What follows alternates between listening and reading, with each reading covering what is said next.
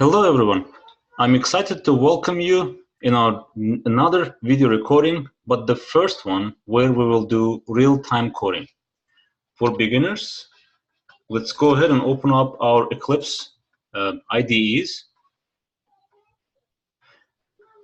If you've changed your Eclipse workspace or renamed it, please make sure you're on the right one. But by default, leave it as is and click Launch.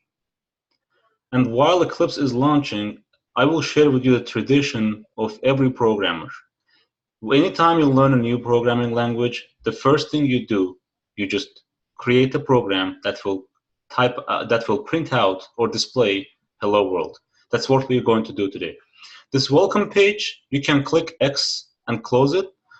If you don't want to see welcome page every single time you open up Eclipse, you can just come to bottom right here and uncheck this always show welcome at startup, and then close this welcome page.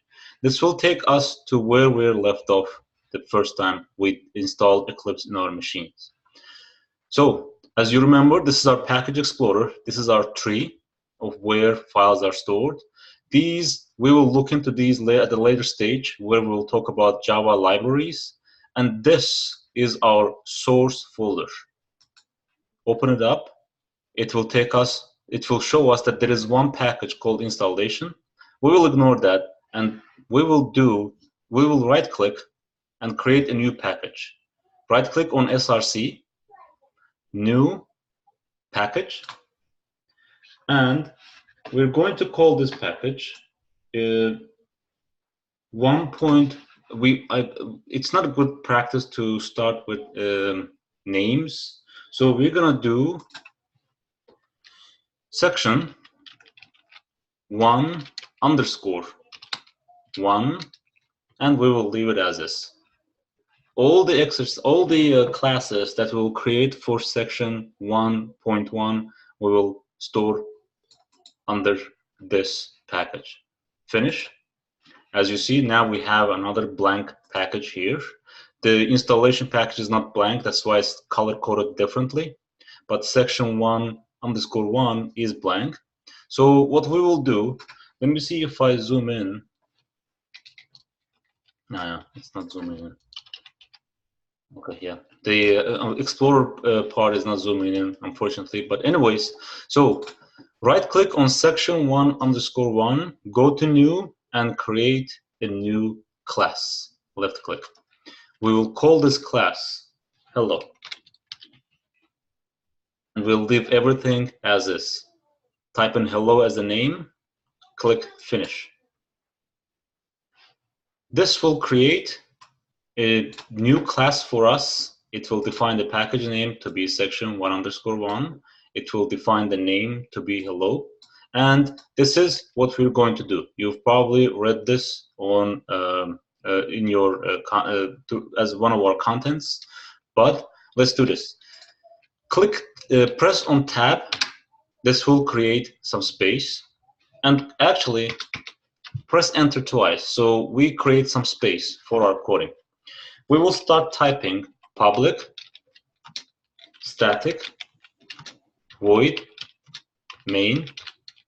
We will see what all these stand for, but every time you type in, remember, you're typing public static void main, open parentheses, and Eclipse is going to automatically close them for you. Type in string.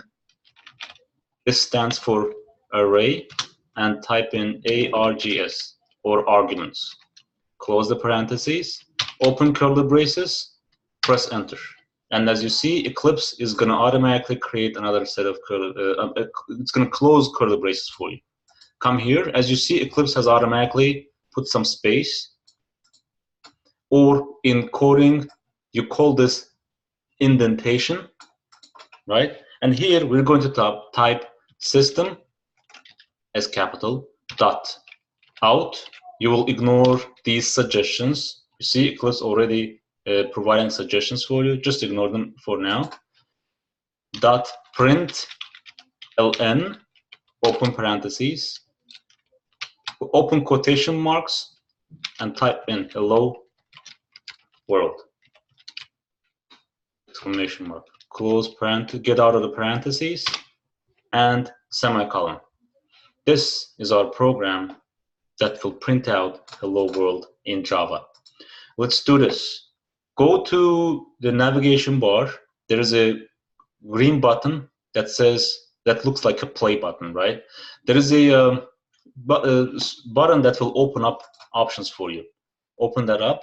Go to run as Java application. Click on this. If you did this first time, it will ask you whether you want to save the following resources before running them. What you need to do is you need to automate save and avoid getting these kind of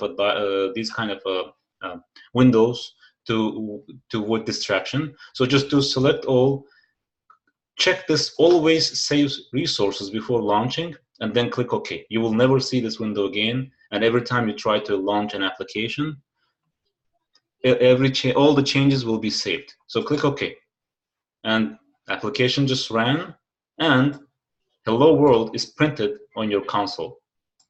Congratulations, you did your first programming, and you wrote your first program, compiled it, and ran it successfully. We're going back to our content on Java. How it works is, what happened here is, when this is your high-level coding language. What you did, you coded on a higher level, you pressed play or you pressed run button. It took maybe half a second for this area to generate, because what happened in that half a second is Java compiler compiled the code, and your Java virtual machine interpreted it into machine language and printed out in your Windows machine, Linux machine, or Apple machine, Mac machine. Whatever your machine is, that read your code here on a high level and printed out here. Now let's look at a few things while we're at it. First thing, let's analyze these lines. We will get the package at a later stage. So right now, all you need to know is package. The name package here is just the organization of your files. So hello.java is a file, and it is stored on the package called section1_1. Next line, public class hello. We will dive into what public stands here for. Class obviously says that hello is a class. In Java, almost everything is a class. We opened curly braces, and when I highlight these curly braces, this opening curly brace, it highlights automatically the closing curly brace. This is our class's code block. Everything within this curly brace is of this class, belongs to this class. You want to find out, if you have a long ton of lines of code, you want to find out where your block opens and where your block closes, come to the curly brace before it or after it, double click, it will highlight the whole block for you. This is another advantage of Eclipse. Next line, public static void main, open parentheses, write something called string, these are square brackets, and something called args. We will not dive into details, but this is a declaration of a method.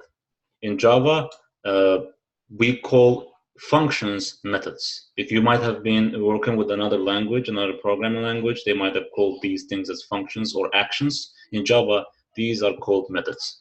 This is a main method. This is not a standard method, this is a special method. In Java, every program needs to have at least one main method, because anytime you run Java, it looks for main method. And main method signature, this is called signature, has to be the way this is now. So for the time being, you will need to memorize this. This is simply put, this is our declaration of a method. Method, again, has a code block. Within this code block, I'm going to add one more line. I'm going to put // You see the color has changed. I'm going to say this is a comment on what, or this is a comment is explaining my code. I'm going to go to the next line, enter. I'm going to open another comment line. I'm going to say I am trying to print hello world. As you see, Eclipse color codes lines for you. These are keywords. These are keywords for you to make it easy to read the code. For // is a comment line. Anything that you put after this, even if you put system.out, this is not going to work, because anything after // is a comment, and compiler ignores it. If I come here and put 2 // here, when I run this program, nothing is going to happen, because basically I don't have anything to execute. I don't have any statement to execute. All I have here are comments, and compiler ignores comments. Now, about statements, this is a statement. We said we have a main method here. Within a method, you can have 0 to as many as you would like to, as many number as you'd like to methods. So you can have 1 method, you can have 5 methods, you can have 10, it's up to you. Or you can have 0. As you see, when we comment this out, it still works. So statement is a declaration of what you want to do. In this case here, we're saying system out and print line. Print ln stands for print line. And we're defining what we want to print. Hello world. We'll dive into details again in the future of what this whole thing stands for, what system out, print ln, all of them, what they stand for. But now we will need to look at something else called semicolon. Semicolon declares that code, the statement needs to be terminated here. So when Java reads this code, Java comes here from left to right, package section 1, okay, whatever, I'll ignore this. This defines where the class is. I'll come here, public class, hello, great. This is a class, and this class has this code block. I'll go to the next line, there is nothing. Next line, I have a main method, and main method has this code block. Let me execute all the lines in this main method. Line number 6. This is a comment, I will ignore this. Line number 7, this is a comment, I'll ignore this. Line number 8, line number 8, this is a statement. System out print lane, I'm trying to print something. What am I trying to print? Hello world. And what am I doing? And this is finishing here. And let me complete this task. This task will complete the printout, this display of hello world.